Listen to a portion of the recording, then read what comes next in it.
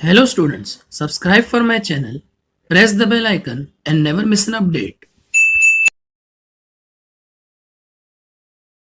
Hello everyone, welcome to my YouTube channel classic tutorial.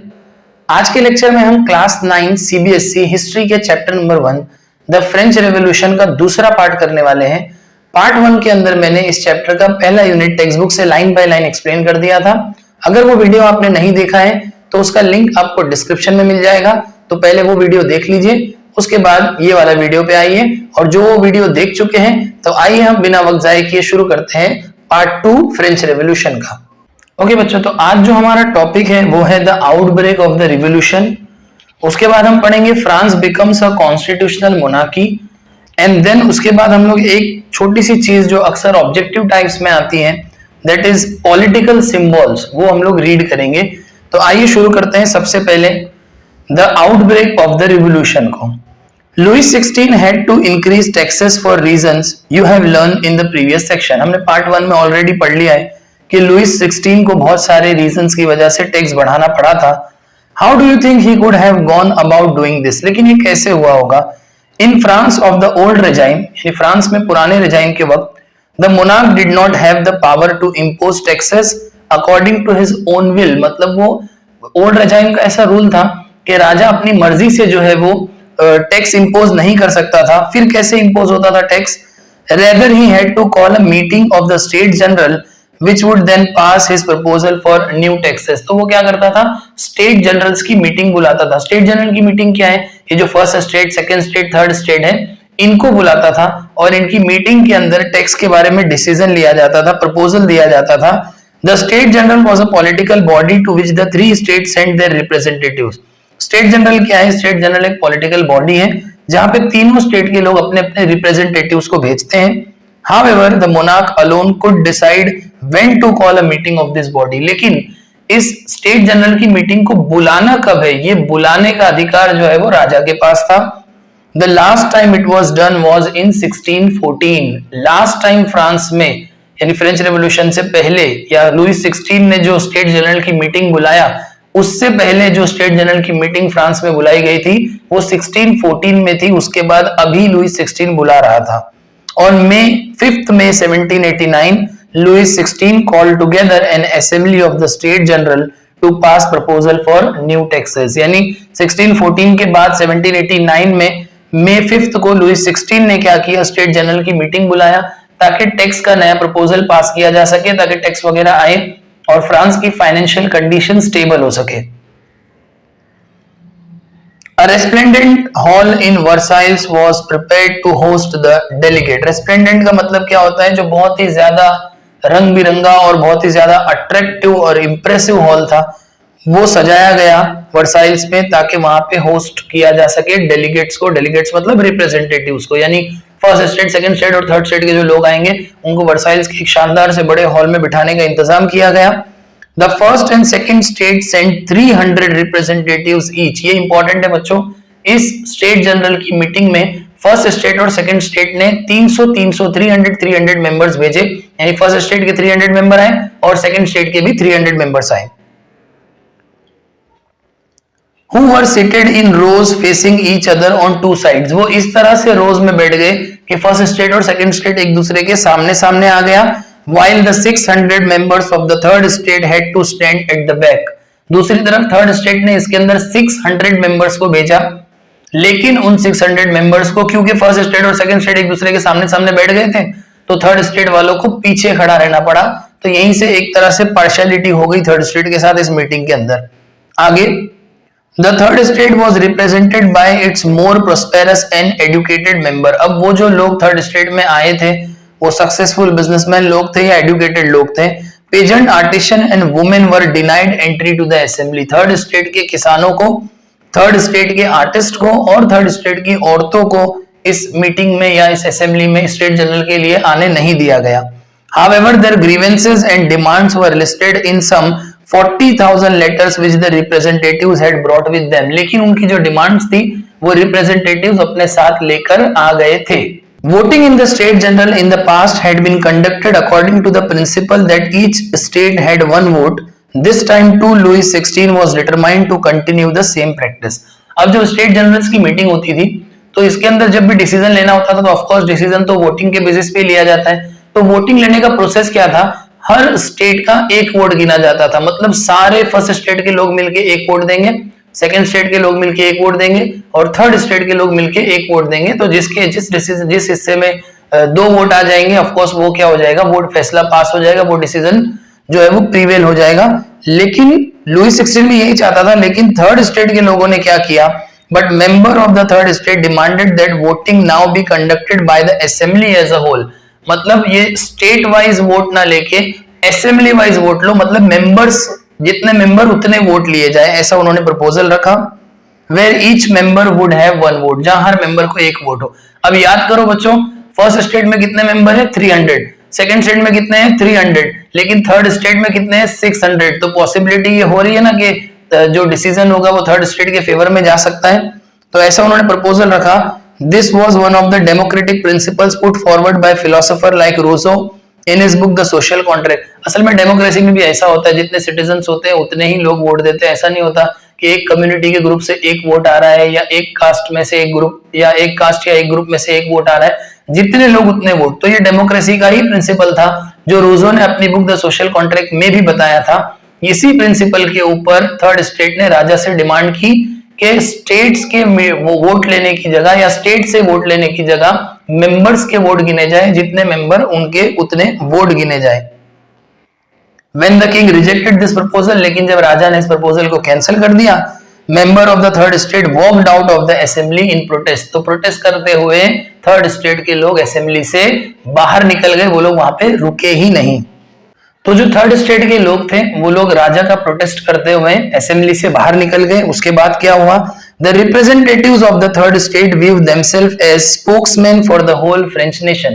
यानी third state के जो representatives थे उन्होंने अपने आप को पूरे फ्रांस का स्पोक्समैन मान लिया कि जो हम ही रिप्रेजेंटेटिव है पूरे फ्रांस के, ऐसा मान लिया।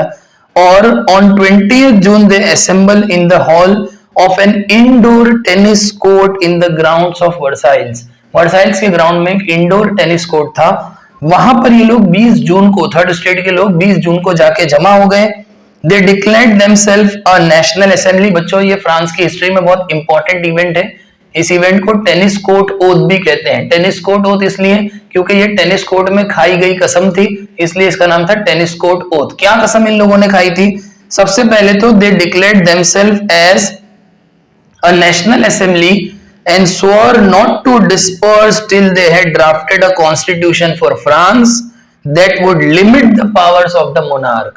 मतलब पहले तो उन्होंने अपने आप को नेशनल असेंबली डिक्लेयर कर दिया, मतलब अब फ्रांस के कानून हम ही बनाएंगे, और ये कसम खा ली कि हम तब तक पीछे नहीं हटेंगे जब तक फ्रांस के लिए कोई ऐसा कानून नहीं बनाते, कोई कॉन्स्टिट्यूशन नहीं बनाते जो कॉन्स्टिट्यूशन राजा के पावर को लिमिट में लाएगा या फिर राजा के मन मर्जी के मुताबिक जो लॉज बन रहे हैं उसको कंट्रोल करेगा, और सिंपल जबान में राजा को कंट्रोल करेगा।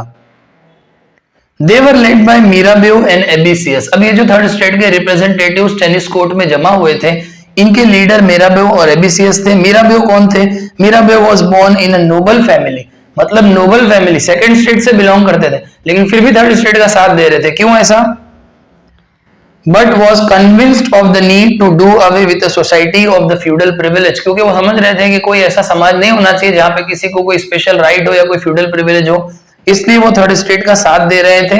He brought out a journal and delivered powerful speeches। उनकी जर्नल थी जहां से वो पावरफुल स्पीचेस वगैरह भी, मतलब उन्होंने एक जर्नल भी लिखा हुआ था। जर्नल जनरली नॉर्मल सी बुक को कहते हैं या पैम्फलेट वगैरह, और पावरफुल स्पीच भी डिलीवर करते थे।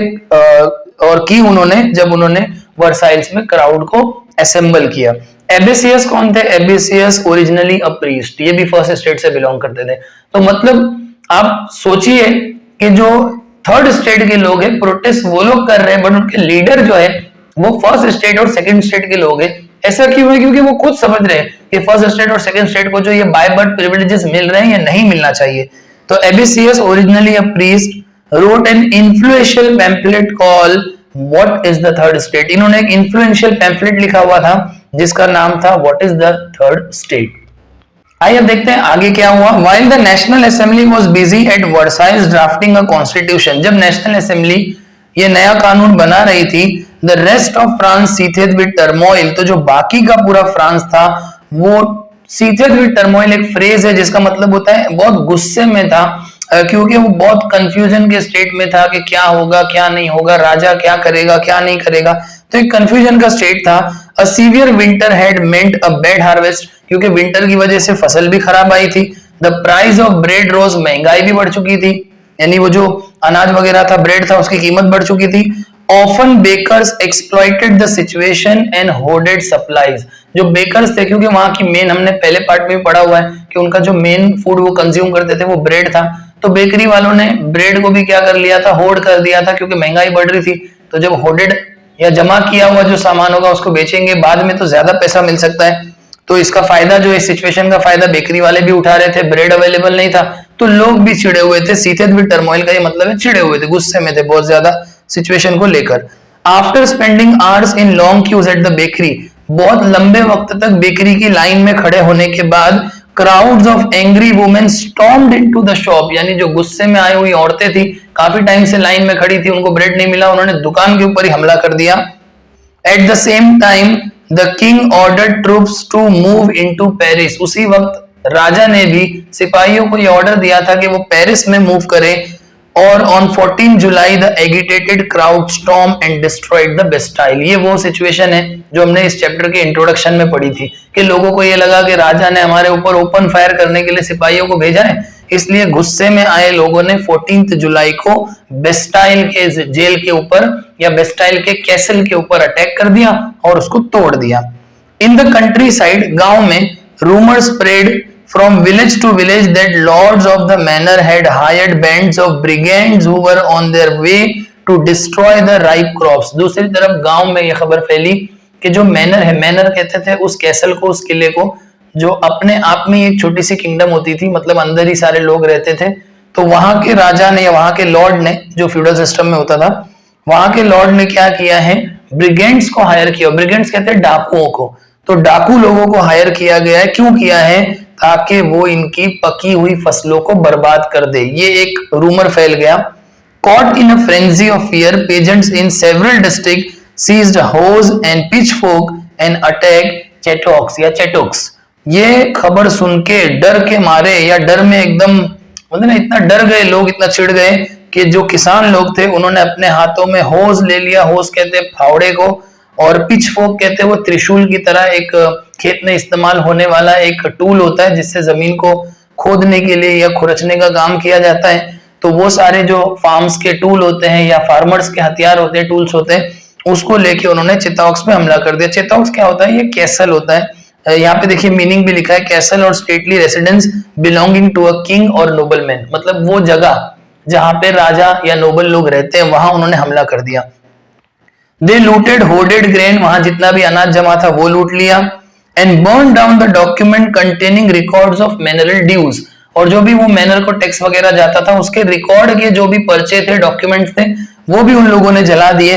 A large number of nobles fled from their homes, अब क्योंकि हमला हो चुका था तो नोबल्स भी डर गए, तो वो अपने घरों से भाग गए। Many of them migrating to neighbouring countries, और उसमें कुछ तो क्या हो गए, आसपास के देश में ही भाग गए, मतलब फ्रांस ही छोड़ दिया उन्होंने।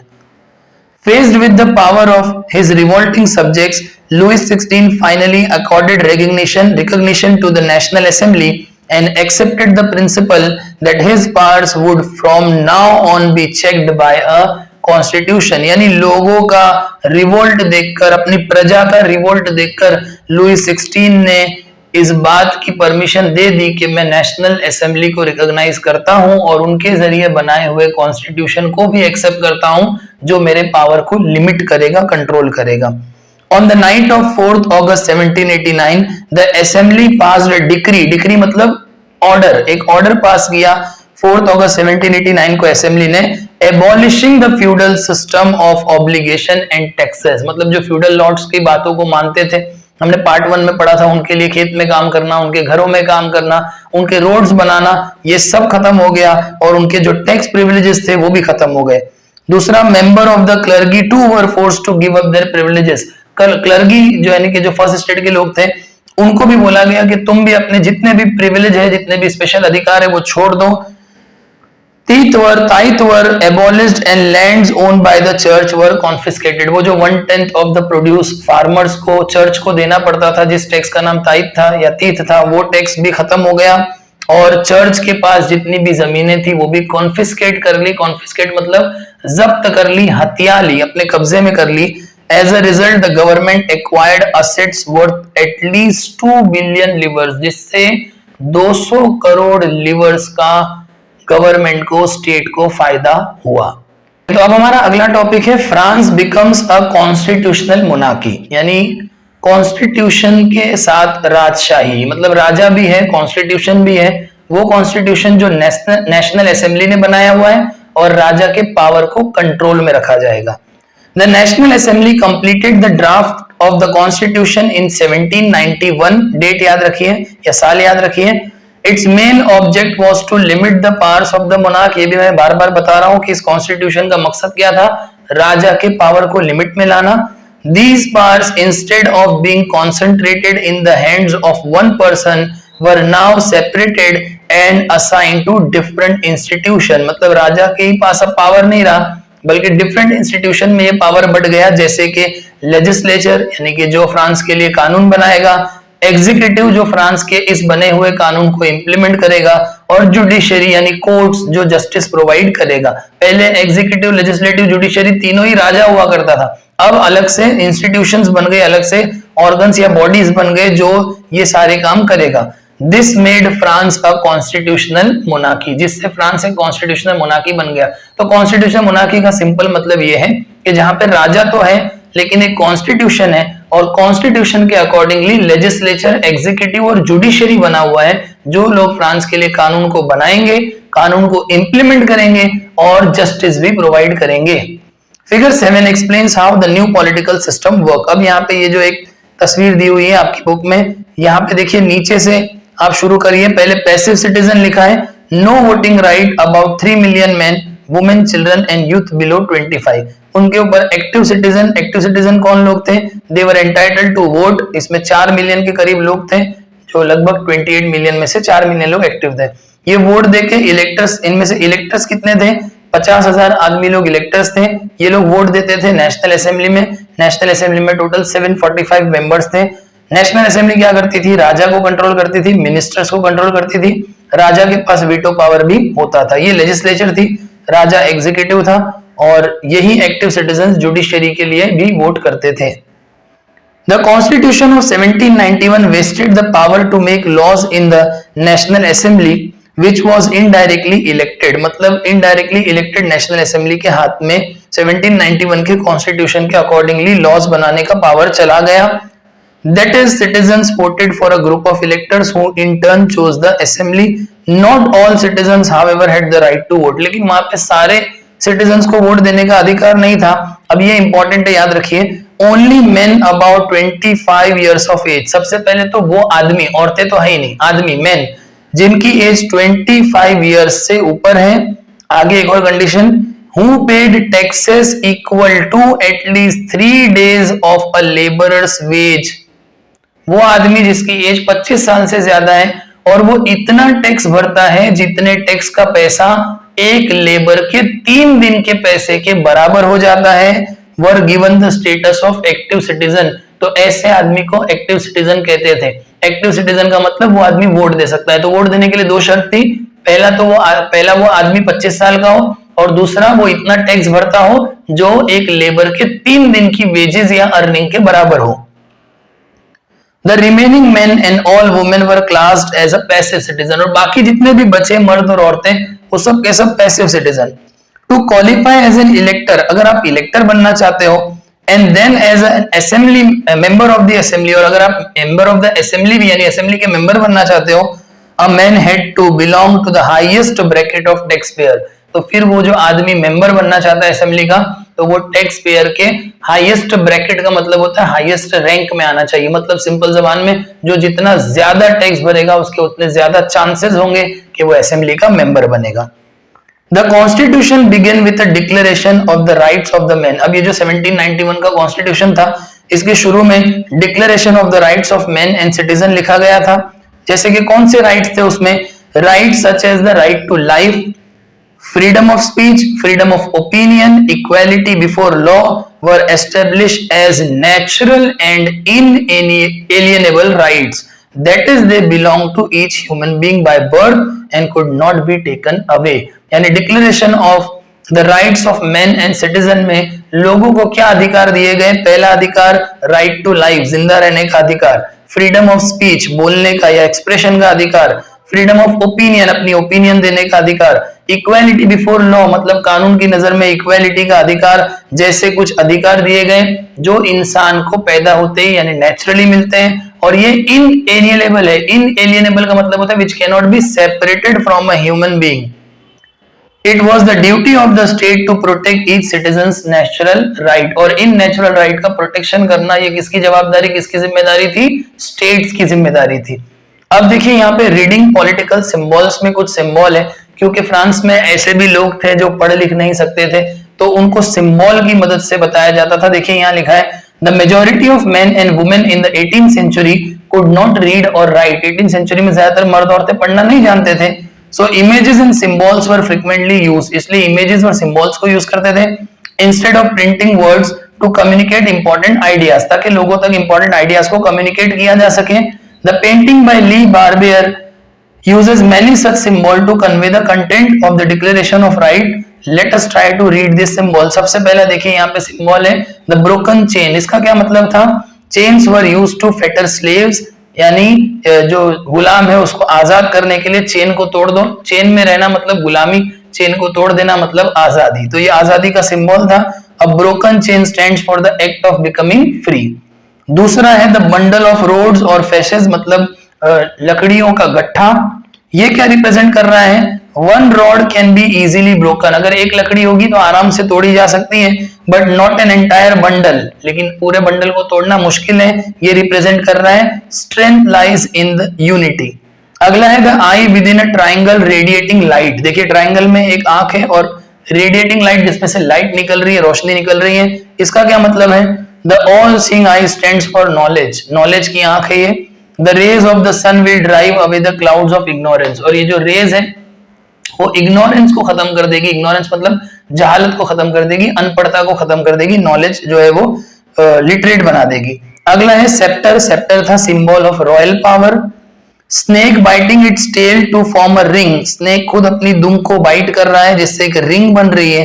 ये क्या सिंबल था? It was a symbol of eternity. A ring has neither beginning nor end, मतलब हमेशा कायम रहने वाला। जैसे एक रिंग होती है ना, उसकी कोई शुरुआत होती है ना उसका कोई अंत होता है, वो इटर्नल होता है, तो इटर्निटी का सिंबल था। फिर है रेड फ्रेजियन कैप। ये cap worn by a slave upon becoming free, जब कोई स्लेव आजाद होता था तो वो रेड टोपी पहनता था। अगला है ब्लू व्हाइट रेड, ये नेशनल कलर ऑफ फ्रांस है। अगला है द विंग्ड वुमेन, ये लॉ का पर्सोनिफिकेशन है, मतलब लॉ को दिखाने के लिए कानून की देवी को इस विंग्ड वुमेन से दिखाया जाता था। और अगला है the law tablet, the law is the same for all and all are equal before it, कानून सबके लिए सेम है और सब कानून के लिए बराबर हैं। तो ये कुछ सिंबल्स हैं जिनसे रिलेटेड ऑब्जेक्टिव टाइप क्वेश्चंस भी आते हैं। तो आज के लिए बच्चों इतना ही करते हैं, इसके आगे अगले पार्ट में करेंगे। आई होप कि आपको ये वीडियो अच्छा लगा और समझ में आया है। Thank you. अगर आपको ये वीडियो अच्छा लगा तो लाइक करो, कमेंट करो, शेयर करो और इस चैनल को ज़रूर सब्सक्राइब करो और अपना बहुत ध्यान रखो।